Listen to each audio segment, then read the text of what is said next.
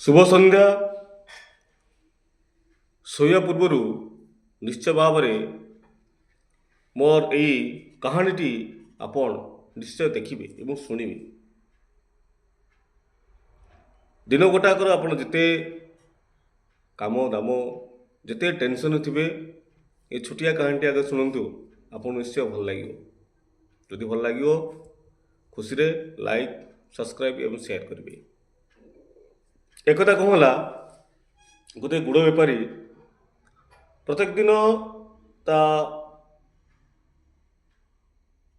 खेतरू आखु काटे एवं ताको आखु पेड़ाए पेड़े सारे पर ताजा कौन गुड़ बजार को नहीं बिक्री करे। प्रत्येक दिन तार काम थिला सी गुड़ करुला एवं बजार नहीं बिकुला। एकदा कौन है जड़े महाजन ता पाखक आसिले एवं ताकू कहले अरे भाई भल अछ? हाँ आज्ञा मु भल अच्छी। मु गुड़ टिके नेबी कारण मो स्त्री कही गुड़ नेले से गुड़ रे खीरी करी। से कहला ठीक अच्छे आज्ञा आपण जी रेट अच्छी मु ताठू कम रेट देवी आप गुड़ नि। से कहला ताहले मु गाड़ी गोटाक गुड़ नहीं जी। गाड़ी जी गुड़ अच्छी सब नहीं जी। गाड़ीटा जाक गुड़ नहीं जी। केते टका देव ना आज्ञा 500 टका देले मु गाड़ीटा जाक गुड़ देदेवी। यही कथार आखु बेपारी बा गुड़ बेपारी राजी होता एवं महाजन घर को से गुड़ नहीं जाइथिला। एवं सेठारे पहुँचला परे आखु बेपारी महाजन को कहता आज्ञा गुड़ शीघ्र शीघ्र खाली कर दिंतु मु शीघ्र चली जी कारण राति हो। सेठी महाजन कहला मु तो कही गाड़ी जाक गुड़ केते टंका तू मत 500 टका बिकिचु आ मु गुड़ खाली करी कौन गाड़ी सहित गुड़ हूँ 500 टका। सेठी गुड़ बेपारी काकुति बनित है आज्ञा मु आपन को केवल गुड़ रेट कही किंतु आपन मते गाड़ी जाक गुड़ 500 टका कहते आज्ञा मु गरीब लोक मु मरीजी। से बहुत काकुति विनती है कि महाजन महा चालाक कृपण सी कहला अरे तते मु कौन कही गाड़ी जाक गुड़ केते टंका तू 500 टका कहलु आ तोते कौन मु गाड़ी कहीं देवी तोते मु शगड़ गाड़ी देवी नहीं। तो जिते बड़े कृषक जनक काकुति मिनती है से महाजन चाकर बाकर मैंने आसिले ताहाको निस्त्रुम माड़ मारे और तार लुगापटा चिरीदे। तो कृषक जनक कौन कला एवं से घर से ही महाजन घर से विदाय करदे। से ही कृषक जनक कौन कला लाजरे जंगल भितर लुचि रहा जिते बड़े राति है राति घर को गला एवं घरे जिते बड़े कृषकर स्त्री एवं ता पुओ देखती जे तार तांकर यही माने ड्रेस पत्र चिरी जाइए बहुत माड़ मरा जो से क्षत विक्षत होती।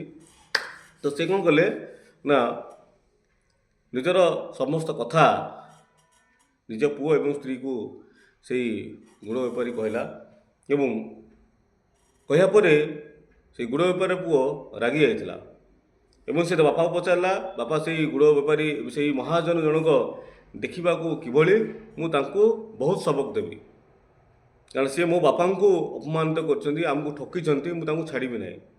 किंतु बापा ताको गुड़ बेपारी कृषक ये मना करते नाई रे पुओ सी हूँ बहुत बड़ लोक सी बहुत खराब लोक सी आमको हैरान कर मोर जमी मत जमी हैरान कला तोते मत हैरान कर तू ता पछरे लागना। किंतु पुओ जवान हो जाइथिला ता पाखरे बुद्धि थिला से कहला नाई बाबा जी आमको हैरान जो उपाय करिछि आमे ताकू ही सही उपाय ताकू बुद्धि शिखेबा मोर किछि हबनी आपण चिंता करंतुनी मु बर्तमान युवक। तो ता बासी दिन ता पुओ कौन कला पड़िशार घर एक शगड़ भड़ा को नेला एवं ताजा ताजा गुड़ जहाँ बनईला से शगड़ लोड कला ବାପା ଯେଉଁଠି ତାର ଗାଡ଼ିକି ଲଗାଉଥିଲା ବିକ୍ରୟ ପାଇଁ ସେଇଠି ତା ଗାଡ଼ି ଲଗାଇଲା ପରେ ଦୂରରୁ ସେଇ ମହାଜନ ଦେଖିଲା, ଆରେ କ'ଣ ସେଇ ଜାଗାରେ ଆଉ ଜଣେ କିଏ ବ୍ୟକ୍ତି, ଏ ତ କ'ଣ ସେଇ ଗୁଡ଼ ବେପାରୀର ପୁଅ ସହିତ ତା ମୁହଁ ମିଶୁଛି, ନିଶ୍ଚୟ ବୋଧେ ତା ପୁଅ ହୋଇଥିବ। ପୁଣି ସେ ଜାଗାକୁ ସେଇ ମହାଜନ ଗଲା ଏବଂ ଗୁଡ଼ କିଣିବା କଥା କହିଲା। ହେଇ ସେମ୍ ଜିନିଷ, ସବୁ ଜାଗା ଗୁଡ଼ କେତେ ନେବୁ, ଗାଡ଼ିଟା ଆଉ ଗୁଡ଼ କେତେ ନେବୁ, ଇଏ ମୋତେ ସେଇ 500 ଟଙ୍କା କହିଲା। ତତ୍ପରେ ବାପାକୁ ଯେଭଳି ଭାବରେ ମହାଜନ ନେଇକି ଯାଇଥିଲା, ପୁଅକୁ ସେମିତି ସେଇ ତା ଘରକୁ ନେଇଗଲା। ଯେତେବେଳେ ଇଏ 500 ଟଙ୍କା ମାଗିଛି, କିନ୍ତୁ ଏଠି 500 ଟଙ୍କା ମାଗିନଥିଲା। ବାପା 500 ଟଙ୍କା ମାଗିଥିଲା, କିନ୍ତୁ ଏଠି ପୁଅ 500 ଟଙ୍କା ମାଗିନଥିଲା। ଦେଖନ୍ତୁ ତ ପୁଅ ଏଠି କଣ୍ଡିସନ କ'ଣ କରିଥିଲା ନା, ଆପଣ ଏଇ ସବୁଯାକ ଗୁଡ଼ ବଦଳରେ ଆପଣ ମୁଠାଏ ଟଙ୍କା ଦେବେ। କ'ଣ ନେବେ? ମୁଠାଏ ଟଙ୍କା। ସେ ପୁଅ ଜାଣିଥିଲା, ଯେହେତୁ ବାପାକୁ 500 ଟଙ୍କା ଆଳ ଦେଖେଇକି ଗାଡ଼ିଟାକ ଗୁଡ଼ କହିକି ସେ ମହାଜନ ତାକୁ ଲୁଟି ନେଇଥିଲା, ସେ ପୁଅ ଚାଲାକ କରି କହିଥିଲା କ'ଣ, ମୋତେ ମୁଠାଏ କ'ଣ ଟଙ୍କା ଦରକାର। ଯେତେବେଳେ ସେଠି ପହଞ୍ଚି ଯାଇଛି ଚାଷୀର ପୁଅ, ସେ ମହାଜନ କ'ଣ କରିଛି, ମୁଠାଏ ତାକୁ ଆଣି ଟଙ୍କା ଦେଇଛି ଏବଂ ସେଠୁ ଚାଲିଯିବାକୁ କହିଛି। ସେ କହୁଛି, ଆଜ୍ଞା ମୁଁ ଆପଣଙ୍କୁ ଗାଡ଼ିଟେ ଗୁଡ଼ ପାଇଁ ଆପଣଙ୍କୁ ମୁଠାଏ ଟଙ୍କା କହିଥିଲି, ମୁଁ ଗାଡ଼ି କହିନଥିଲି। ସେହି ସମୟରେ କ'ଣ କଲା, ସେ ମହାଜନ ତାପରେ ରାଗ ହୋଇ, ଯେହେତୁ ସେ ଜାଣିକି ଏମିତି କରିଥିଲା ଯେ ବାପାକୁ ଯେମିତି ଠକିଥିଲା ପୁଅକୁ ହିଁ ଠକିବ, ସେ ତାପରେ ପୁରା ରାଗିଗଲା ଏବଂ ରାଗିବା ପରେ ସେଇ କୃଷକର ପୁଅ ରାଗିଲାନି। ସେ ତାଙ୍କୁ ଗୋଟେ ଜିନିଷ କହିଲା, ଆଜ୍ଞା ମୁଁ ଆପଣଙ୍କୁ କହିଥିଲି ମୁଠାଏ ଟଙ୍କା, ମୁଁ ମୁଠାଏ ଟଙ୍କା ନେବି, ଆପଣ ମୁଠାଏ ଟଙ୍କା ଦିଅନ୍ତୁ। ତ ସେଥିପାଇଁ ସେ କ'ଣ କଲା, ଏକ ଧାରୁଆ ଛୁରୀ ବାହାର କଲା, କହିଲା ଆଜ୍ଞା ମୁଠାଏ ଟଙ୍କା, ବୁଝିପାରୁଛନ୍ତି ତ, ମୁଠାଏ ଟଙ୍କା, ମୁଠା ସହିତ ମୁଁ ଟଙ୍କା ଆପଣ ନେବି, ଆପଣଙ୍କୁ ବର୍ତ୍ତମାନ ହାତକୁ ମୁଁ ଏଠୁ କାଟିଦେବି, ଆପଣ ମୁଠା ସହିତ ମୁଁ ଟଙ୍କା ନେଇକି ଯିବି। ମୁଠାଏ ଟଙ୍କା କହିଥିଲି।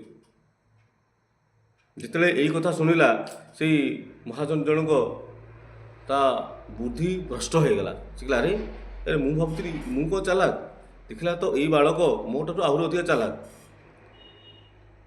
ମୋତେ ମୁଠାଏ ଟଙ୍କା ଦରକାର, ନହେଲେ ମୁଁ ଏଇ ମୁଠା ସହିତ ନେଇଯିବି।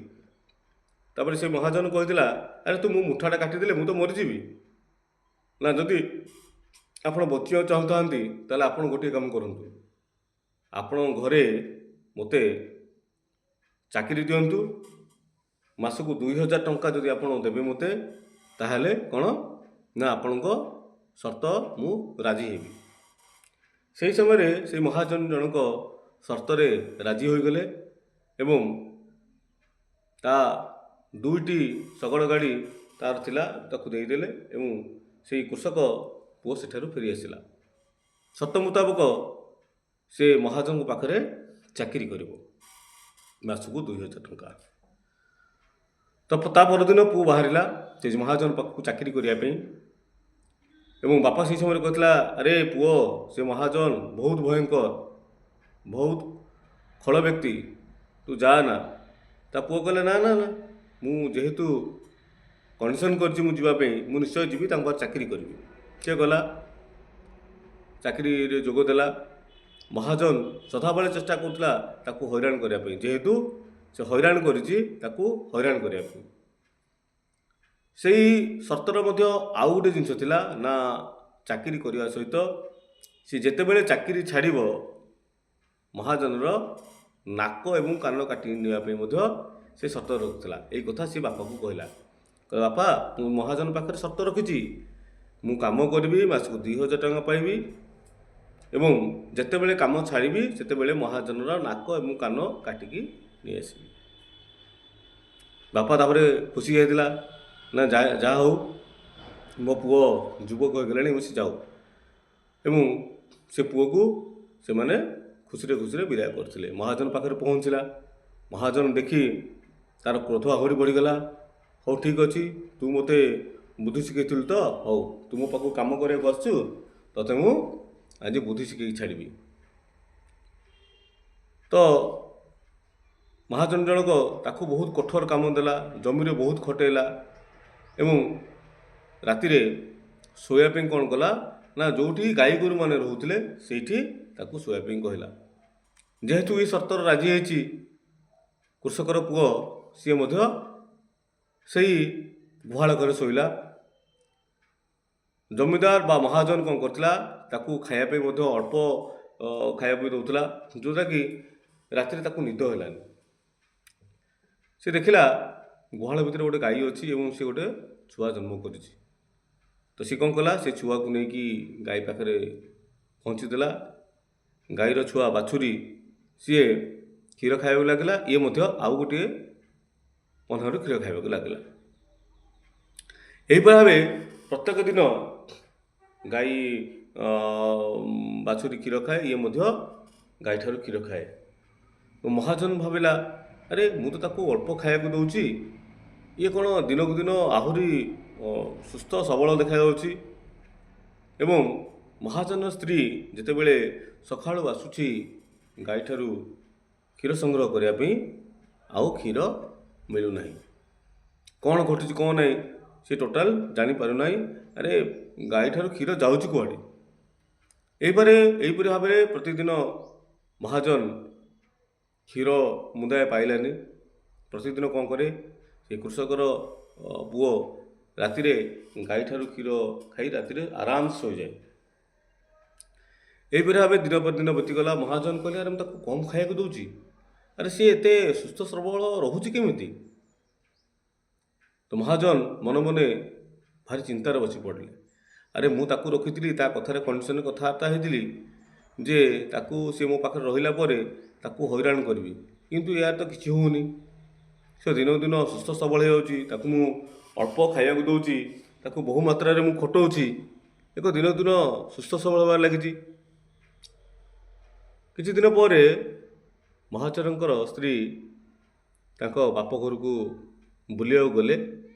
ମାସ ପରେ ମାସ ବିତିଗଲା, ସେ ଆଉ ଆସିଲେ ନାହିଁ। ଯେତେବେଳେ ଆସିଲେ ନାହିଁ, କୌଣସି ଖୋଜ ଖବର, ଚିଠି, ଫୋନ୍ କିଛି ନାହିଁ। ସେଥିପାଇଁ ମହାଜନ କ'ଣ କଲେ, ବାହାରିଲେ ନିଜ ଶ୍ୱଶୁର ଘରକୁ ଯିବା ପାଇଁ। ତ ସେତେବେଳେ ସେଇ କୃଷକର ପୁଅକୁ ମଧ୍ୟ ମହାଜନ ସାଥିରେ ନେଇକି ଗଲେ। ମହାଜନ ଘୋଡ଼ାରେ ଚାଲିଲେ ଏବଂ ଏ କୃଷକର ପୁଅ ଚାଲି ଚାଲି ଚାଲିଲା ବହୁତ ଦୂର। ମହାଜନ ତା ଶ୍ୱଶୁର ଘରେ ପହଞ୍ଚିବା ପାଇଁ 2-4 ଦିନ ସମୟ ଲାଗେ। ସିଏ ଘୋଡ଼ାରେ ଚାଲିଲା ଏବଂ କୃଷକର ପୁଅ ଚାଲି ଚାଲି ଚାଲିଲା। କୃଷକର ପୁଅ ସେଠି ଭାବିଲା, କହିଲା, ଆରେ ଇଏ କ'ଣ ଘୋଡ଼ାରେ ଚାଲିକି ଯିବ, ମୋତେ କ'ଣ ମୁଁ ଚାଲି ଚାଲି ଚାଲିଯିବି, ମୁଁ ବଞ୍ଚିବି ତ? କି ମହାଜନର ଉପାୟ ଥିଲା କ'ଣ, ତାକୁ ଚଲେଇ ଚଲେଇ ମୁଁ ମାରିଦେବି। ସିଏ ମରିଗଲେ ମୋର ଆଉ ସର୍ତ୍ତ ରହିବ ନାହିଁ, ମୁଁ ବଞ୍ଚିଯିବି। ନହେଲେ ଯଦି ତାକୁ ଚାକିରିରୁ ବାହାର କରିବି, ତାହେଲେ ସେ ମୋ କାନ ଏବଂ ନାକ କାଟିକି ନେଇକି ପଳାଇବ, ମୁଁ ଅକର୍ମଣ୍ୟ ହୋଇଯିବି। ତ ବହୁତ ଦୂରାନ୍ତ ଗଲା ପରେ କ'ଣ ହେଲା ନା ମହାଜନ ଥକିଗଲେ। ସେ ଗୋଟିଏ ଗଛ ମୂଳରେ ଶୋଇଗଲେ ଏବଂ ସେ କୃଷକର ପୁଅକୁ କହିଲେ, ତୁ ଘୋଡ଼ାକୁ ଜଗିଥା, ନହେଲେ ଘୋଡ଼ା ପଳେଇବ, ଆମେ ହଇରାଣ ହେବା। ଯେତେବେଳେ ଦେଖିଲା ଯେ ମହାଜନ ଶୋଇଯାଇଛନ୍ତି ଏବଂ ଘୋଡ଼ାଟି ବନ୍ଧା ହେଇଛି, ସେହି ସମୟରେ ସେଇ ରାସ୍ତା ଦେଇ ବହୁତ ବେପାରୀ ଯାଉଥିଲେ। ସେ କୃଷକର ପୁଅ କ'ଣ କଲା ନା ଘୋଡ଼ା ଲାଞ୍ଜରୁ ଅଳ୍ପ କିଛି କାଟିଦେଲା ଏବଂ ସେଇ ବେପାରୀଙ୍କୁ ଘୋଡ଼ାଟି ବିକିଦେଲା। ପାଖରେ ଥିବା ଏକ ବୁଦା ମୂଳରେ ଗୋଟିଏ ଗାତ କଲା। ଏ ଗାତରେ ବୁଢ଼ା ଘୋଡ଼ାର ଲାଞ୍ଜକୁ ସେଇଠି ପୋତିଦେଲା। ଘଣ୍ଟେ 2 ଘଣ୍ଟା ପରେ ମହାଜନ ନିଦ ଭାଙ୍ଗିଲା। ମହାଜନ ଦେଖିଲେ, ଆରେ ଘୋଡ଼ା ନାହିଁ, ଆରେ କେମିତି ଯିବା? ତ ସେଇଠି କୃଷକର ପୁଅ କହିଲା, ଆଜ୍ଞା ଆପଣ ମୋତେ କହିଥିଲେ ଘୋଡ଼ାକୁ ଜଗିବା ପାଇଁ, କିନ୍ତୁ ଘୋଡ଼ା କ'ଣ କଲା, ସେ ଗାତ ଭିତରେ ପଶିଯାଇଛି। ମୁଁ ତା ଲାଙ୍ଗୁଡ଼କୁ ଧରିକି ବସିଛି, ତା ଲାଞ୍ଜକୁ ଧରିକି ବସିଛି, ଆଉ ସେ ଗାତରୁ ବାହାରୁନି। ଆରେ ବଡ଼ ଅସୁବିଧା ତ ହେଇଗଲା, ତାହେଲେ ଆମେ ଯିବା କେମିତି? ଆଜ୍ଞା ଆସନ୍ତୁ ମିଶିକି ସେଇ ଘୋଡ଼ାକୁ ଏ ଗାତରୁ ବାହାର କରିବା। ଯେତେବେଳେ ମହାଜନ ଆସି ତା ଲାଞ୍ଜକୁ ଭିଡ଼ିଛି, ତା ଲାଞ୍ଜ କ'ଣ, ଏଇ ଛିଣ୍ଡା ଲାଞ୍ଜ ଟିକେ ବାହାରି ପଡ଼ିଲା। ମହାଜନ ଦେଖି ଆଶ୍ଚର୍ଯ୍ୟ, ଆରେ ଏଇ କ'ଣ ଲାଞ୍ଜ, ଘୋଡ଼ା କାହିଁ? ନା ଆପଣ କହିଥିଲେ ଆଜ୍ଞା ଘୋଡ଼ାକୁ ଜଗିବା ପାଇଁ, ଘୋଡ଼ା ତ ଗାତରେ ପଶିଗଲା, ମୁଁ ତ ଲାଞ୍ଜକୁ ଧରି ବସିଛି, ଆଉ ଘୋଡ଼ା କୁଆଡ଼େ ଗଲା ମୁଁ କେମିତି ଜାଣିଲି? ଏହିପରି ଭାବେ କ'ଣ ହେଲା ନା ମହାଜନ ବ୍ୟତିବ୍ୟସ୍ତ ହେଲେ ଏବଂ କହିଲେ ଆରେ ଘୋଡ଼ା ତ ନାହିଁ, ଯିବା କେମିତି? ତାପରେ କ'ଣ ହେଲା, ପାଖରେ ଗୋଟିଏ ହାଟ ଥିଲା। ସେ ହାଟକୁ ମହାଜନ ଏବଂ କୃଷକର ପୁଅ ଚାଲିଲେ। ସେଠୁ ଗୋଟିଏ କଳା ମଚମଚ ଘୋଡ଼ା କିଣାଗଲା। ସେଇ ଘୋଡ଼ାରେ ମହାଜନ ବସି ଚାଲିଲେ ଏବଂ କୃଷକର ପୁଅ ତାଙ୍କ ସହିତ ଚାଲିଲା। କିଛି ବାଟ ପୁଣି ଗଲା ପରେ କ'ଣ ହେଲା ନା ମହାଜନଙ୍କୁ ପୁଣି ହାଲିଆ ଲାଗିଲା।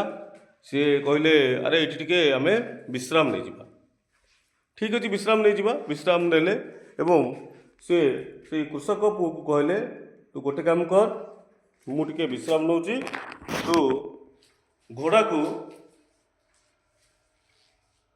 ତାକୁ ସେ ଅପରିଷ୍କାର ହେଇଛି, ତୁ ତାକୁ ଗୋଟେ କାମ କର, ତାକୁ ଭଲସେ ଗାଧୋଇ ତାକୁ ଧଳା କରିଦେ, ସମ୍ପୂର୍ଣ୍ଣ ଧଳା କରିଦେ, ଯଦ୍ୱାରା କି ମୋ ଶ୍ୱଶୁର ଘରକୁ ଯେତେବେଳେ ମୁଁ ଯିବି ମୋ ଶ୍ୱଶୁର ଘର ଲୋକ ଦେଖିକି ଚକିତ ହୋଇଯିବେ। ମହାଜନ ଶୋଇପଡ଼ିଲା। ମହାଜନ ଶୋଇପଡ଼ିଲା ପରେ କୃଷକ ପୁଅଟି କ'ଣ କଲା ନା ପାଖରେ ଥିବା ହାଟରେ ସେ ଘୋଡ଼ାକୁ ବିକ୍ରି କରିଦେଲା ଏବଂ ଗୋଟିଏ ଠେକୁଆ ଛୁଆ ନେଇ ଆଇଲା। ଗପଟି ଧ୍ୟାନ ଦେଇକି ଶୁଣନ୍ତୁ। ଗୋଟିଏ ଠେକୁଆ ଛୁଆ ନେଇ ଆସିଲା। ଯେତେବେଳେ ମହାଜନ ଉଠିଲେ ଦେଖିଲେ ଆରେ ଘୋଡ଼ା ନାହିଁ, କ'ଣ ଗୋଟେ ଠେକୁଆ ଛୁଆଟେ ଧରିକି ବସିଛି। ଆରେ ଘୋଡ଼ା କୁଆଗଲା? ନା ଆଜ୍ଞା ଆପଣ କହିଲେ ପରା ତାକୁ ଘଷି ଘଷିକା ପୁରା ଧଳା କରିଦେବା ପାଇଁ, ମୁଁ ତାକୁ ଘଷି ଘଷି ଯଦି ଧଳା କରିଦେଲି ବର୍ତ୍ତମାନ ସେ ଏମିତି ହେଇଗଲା, ଆଉ ମୁଁ କ'ଣ କରିବି? ପୁଣି ମହାଜନ ସେଠି ତାପରେ ଗାଳି କଲେ, ରାଗିଗଲେ। ଆରେ ତତେ ମୁଁ ଦାୟିତ୍ୱ ଦେଉଛି କିନ୍ତୁ ତୁ କ'ଣ କରୁଛୁ? ନା ଆଜ୍ଞା ଆପଣ ଯାହା ତ କହୁଛନ୍ତି ମୁଁ ସେୟା କରୁଛି, ଆପଣଙ୍କ କଥାକୁ ମୁଁ ଅମାନ୍ୟ କରିଛି କି? ପୁଣି ମହାଜନର ସେଇ କଥା ମନେ ପଡ଼ିଗଲା, ଆରେ ଯଦି ତାକୁ ମୁଁ ଚାକିରିରୁ ବାହାର କରିଦେବି ସେ ମୋ ନାକ କାନ କାଟିଦେବ। ସେଇଥିପାଇଁ ସେ ଚୁପ୍ ହେଇକି ଚାଲିଲେ। କିଛି ବାଟ ଗଲା ପରେ ଶ୍ୱଶୁର ଘର ପାଖେ ଆସିଲା। ତ ବାଟରେ ଘୋଡ଼ା କିଣାରେ ସବୁଯାକ ପଇସା ଖର୍ଚ୍ଚ ହୋଇଯାଇଛି। ମହାଜନ ପାଖରେ ଖାଇବା ପାଇଁ ମଧ୍ୟ ଖର୍ଚ୍ଚ ନାହିଁ।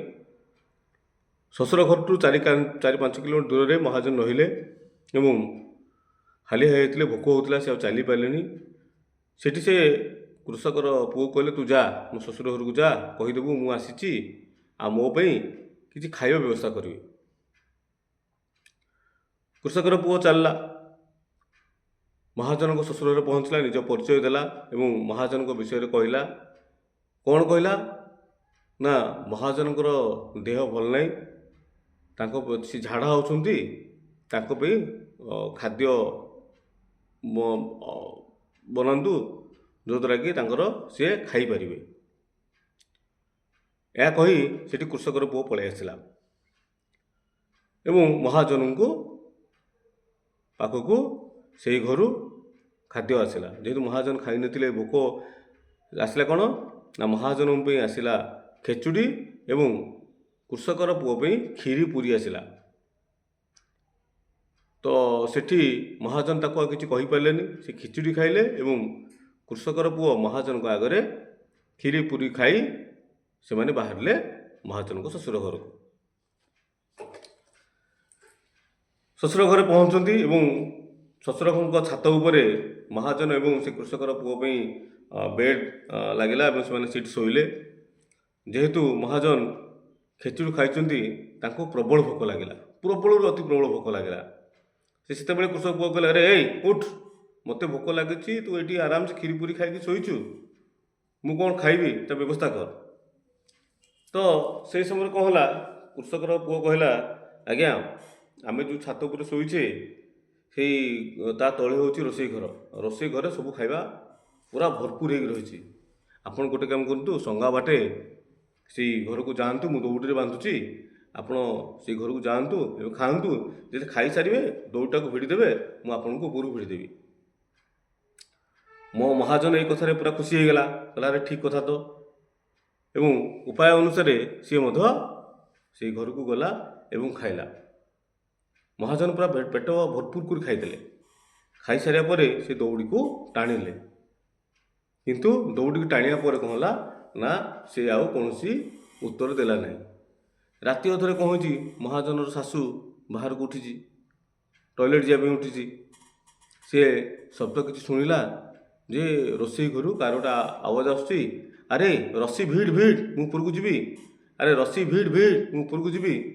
ଯେତେବେଳେ ଏଇ କଥା ସେ ଶୁଣିଛି, ସେ ସାଙ୍ଗେ ସାଙ୍ଗେ ତା ସ୍ୱାମୀକି ଡାକିଲା ଏବଂ ତା ଝିଅକୁ ଡାକିଲା, ଆରେ ରୋଷେଇ ଘରୁ କ'ଣ ଗୋଟେ ଶବ୍ଦ ଆସୁଛି, ଆରେ ରସି ଭିଡ଼ ଭିଡ଼ ମୁଁ ଉପରକୁ ଯିବି। ସମସ୍ତେ ଭୟ କରିଗଲେ, ଆରେ ଭୂତ କି ଜିନ୍ ଆସିଛି ଏଠିକି।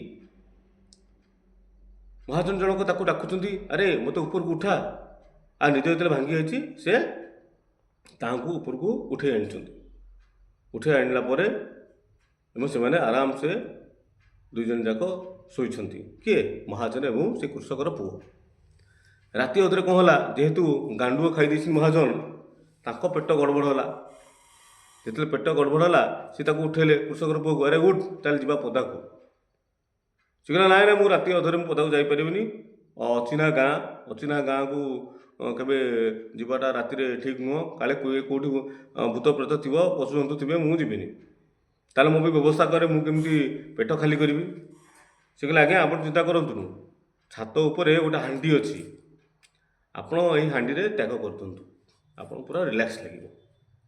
ମହାଜନ ଆଉ ଉପାୟ କିଛି ନାହିଁ, ସେ କ'ଣ କରିବ, ସେ ହାଣ୍ଡିରେ ତାର ଯାହା କାମ ସାରିବା କଥା ସାରିଦେଲା ଏବଂ ଆସିକି ଶାନ୍ତିରେ ଶୋଇଲା। ତାଙ୍କ ଭିତରେ କଣ୍ଡିସନ୍ କ'ଣ ହେଲା ନା, ସେ କୃଷକର ପୁଅ କହିଲା, ଆପଣ ମାଟି ହାଣ୍ଡିରେ ଆପଣ କାମ ସାରିଦିଅନ୍ତୁ, ସକାଳ ପାଇନଥିବ ମୁଁ ସେ ମାଟି ହାଣ୍ଡିକି ନେଇକି ଘରଠୁ ବହୁତ ଦୂରରେ ପକାଇଦେବି। ଯେତେବେଳେ ସକାଳ ହେଲା, ମହାଜନ ତାକୁ ଉଠାଇଲେ, ଆରେ ଉଠ ଉଠ ଉଠ ତୁ ନେଇକି ଯିବୁ। ସେ କିନ୍ତୁ ଆଉ ଉଠିଲା ନାହିଁ, ଘୁଙ୍ଗୁଡ଼ି ମାରିବାକୁ ଲାଗିଲା। ମହାଜନ କହିଲେ, ଆରେ ଏ ତ ବଡ଼ ଲାଜର କଥା, ଶ୍ୱଶୁର ଘରକୁ ଆସିଛି, ଯଦି ଉପରେ ଦେଖିବେ ଯେ ଜ୍ୱାଇଁ ଏମିତି କରିଛନ୍ତି, ବହୁତ ଲାଜ ଲାଗିବ। ସେ କ'ଣ କଲା, ସେ ମହାଜନ ସେଇ ହାଣ୍ଡିଟାକୁ ମୁଣ୍ଡରେ ମୁଣ୍ଡେଇ ଗୋଟେ କଭର ଘୋଡ଼େଇ ଆସ୍ତେ ଆସ୍ତେ ତଳକୁ ଖସିବାକୁ ଲାଗିଲା। ସେ ସିଡ଼ି ତଳକୁ ଆସି ଦେଖନ୍ତି ଶ୍ୱଶୁର ତାର ଗାଈମାନଙ୍କୁ ଘାସ ଦେଉଛି। ସେ ସେଥିପାଇଁ ଘୋଡ଼େଇ ହେଇକି ଚୁପ୍କି ଖସିବାକୁ ଲାଗିଲା। ସେହି ସମୟରେ ମହାଜନକୁ କୃଷକର ପୁଅ କ'ଣ କରୁଛି, ଉପରେ ଦେଖୁଛି। ସେ କ'ଣ କଲା, ଗୋଟିଏ ଟେକା ଧରିଲା ଏବଂ ସେ ସେଇ ମହାଜନକୁ ମାରିଦେଲା। ଯେତେବେଳେ ଟେକାଟେ ପଡ଼ିଯାଇଛି, ମହାଜନ କ'ଣ କରୁଛନ୍ତି, ଆହୁରି ତୀବ୍ର ମାତ୍ରାରେ ଦୌଡ଼ିବାକୁ ଲାଗିଲେ। ଏହି ସମୟରେ କୃଷକର ପୁଅ ଛାତ ଉପରେ ରହିକି ହାଲା କରିଦେଲା, ଚୋର ଚୋର ଚୋର, ଦେଖନ୍ତୁ ଚୋର ହାଣ୍ଡିରେ ନେଇକି ପଳାଉଛି, ଚୋର ହାଣ୍ଡିରେ ନେଇକି ପଳାଉଛି। ଯେତେବେଳେ ଲୋକ ହୋ ହା ହେଲେ, ମହାଜନ ଯାକ ଦୌଡ଼ିବାକୁ ଲାଗିଲା। ଯେତେବେଳେ ଦୌଡ଼ିଲେ, ଗାଁ ଲୋକ ମଧ୍ୟ ଚୋର ହାୱାରେ ସେ ମହାଜନ ପଛରେ ସମସ୍ତେ ଦୌଡ଼ିଲେ। ଦୌଡ଼ିବା ପରେ ତାଙ୍କୁ ନିସ୍ତୁକୁ ମାଡ଼ ମାରିଲେ, ନିସ୍ତୁକୁ ମାଡ଼। କିନ୍ତୁ ମହାଜନ କ'ଣ କରୁଛନ୍ତି, ତାଙ୍କ ମୁହଁରୁ କପଡ଼ାଟା ବାହାର କରୁନାହାନ୍ତି। ଯେଉଁ ଜାଗାରେ ମହାଜନକୁ ମାଡ଼ ହେଉଥିଲା, ସେଠି ଗାଁ ଲୋକ ପହଞ୍ଚିଗଲେ, ମହାଜନଙ୍କ ଶ୍ୱଶୁର ଲୋକ ପହଞ୍ଚିଲେ, କୃଷକର ପୁଅ ମଧ୍ୟ ସେଇଠି ପହଞ୍ଚିଗଲା। ସେ କହିଲା, ଆରେ ସମସ୍ତେ ଏଇଠି ଅଛନ୍ତି, ମହାଜନ ଗଲେ କୁଆଡ଼େ? ଖୋଜା ପଡ଼ିଲା, ମହାଜନ ଗଲେ କୁଆଡ଼େ, ମହାଜନ ଗଲେ କୁଆଡ଼େ?